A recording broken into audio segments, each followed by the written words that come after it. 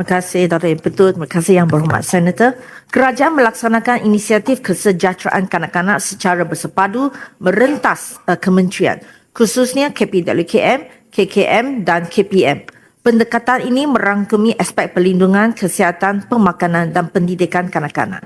Dalam usaha memastikan perlindungan sosial kanak-kanak diperkukuhkan secara menyeluruh, KPWKM melaksanakan strategi intervensi bersepadu melalui Pelan Tindakan Dasar Kanak-kanak Negara dengan memfokuskan tindakan kepada advokasi awam, perkhidmatan sokongan psikososial dan perlindungan bersasar.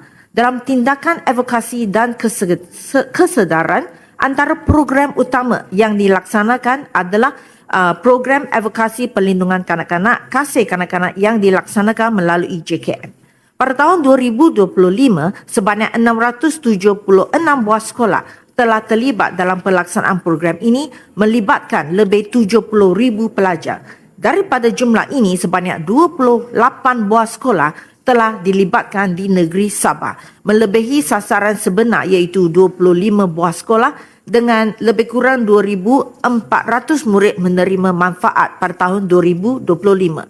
Program ini menggalakkan penglibatan ibu bapa, guru dan komuniti dalam memastikan kebajikan, keselamatan dan perkembangan kanak-kanak sentiasa terpelihara.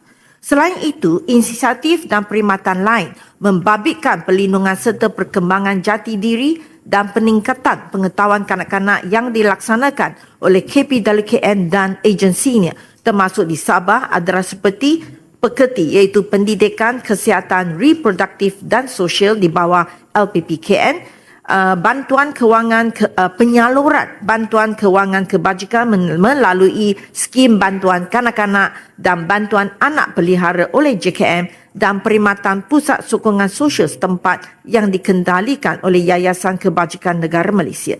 Sokongan turut disediakan melalui talian kasih 15999 dan juga langkah pencegahan turut dilaksanakan melalui Pusat Aktiviti Kanak-kanak di bawah Pasukan Perlindungan Kanak-kanak bagi mencegah penganiayaan dan pengabaian kanak-kanak.